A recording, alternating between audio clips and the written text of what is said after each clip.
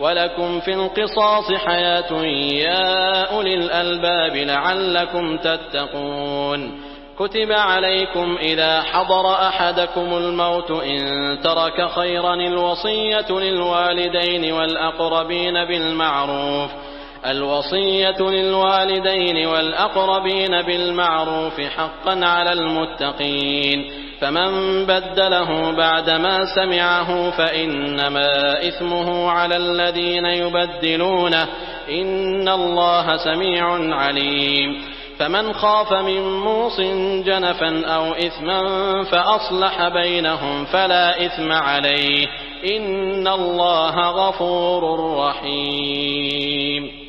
يا أيها الذين آمنوا كتب عليكم الصيام كما كتب على الذين من قبلكم لعلكم تتقون أياما معدودات، فمن كان منكم مريضا أو على سفر فعدة من أيام أخر، وعلى الذين يطيقونه فدية طعام مسكين، فمن تطوع خيرا فهو خير له، وأن تصوموا خير لكم إن كنتم تعلمون.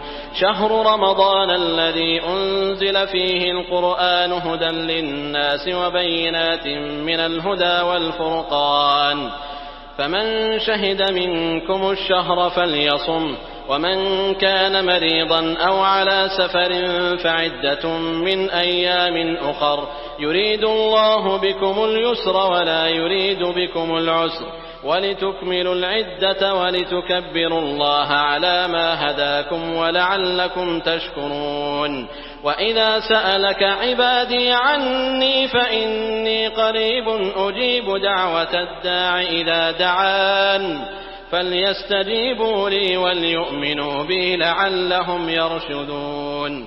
ولكم في القصاص حياة يا أولي الألباب لعلكم تتقون. كتب عليكم إذا حضر أحدكم الموت إن ترك خيرا الوصية للوالدين والأقربين بالمعروف حقا على المتقين، فمن بدله بعدما سمعه فإنما إثمه على الذين يبدلونه، إن الله سميع عليم. فمن خاف من موص جنفا أو إثما فأصلح بينهم فلا إثم عليه، إن الله غفور رحيم.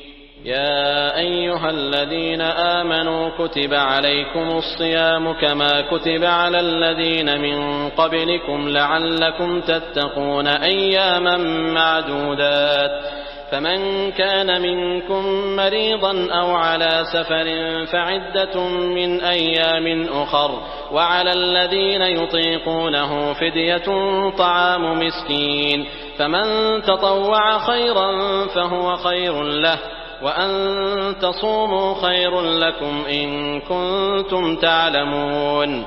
شهر رمضان الذي أنزل فيه القرآن هدى للناس وبينات من الهدى والفرقان، فمن شهد منكم الشهر فليصم، ومن كان مريضا أو على سفر فعدة من أيام أخر، يريد الله بكم اليسر ولا يريد بكم العسر، ولتكملوا العدة ولتكبروا الله على ما هداكم ولعلكم تشكرون.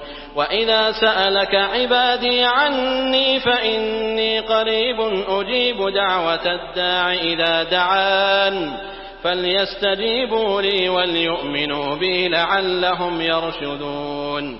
ولكم في القصاص حياة يا أولي الألباب لعلكم تتقون.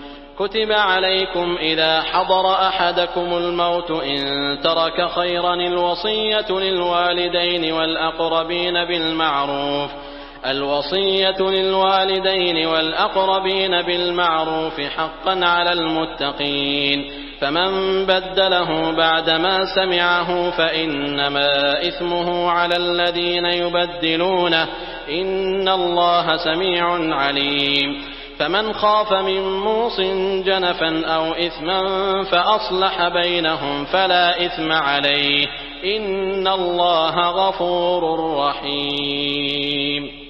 يا أيها الذين آمنوا كتب عليكم الصيام كما كتب على الذين من قبلكم لعلكم تتقون أياما معدودات. فمن كان منكم مريضا أو على سفر فعدة من أيام أخر وعلى الذين يطيقونه فدية طعام مسكين فمن تطوع خيرا فهو خير له وأن تصوموا خير لكم إن كنتم تعلمون.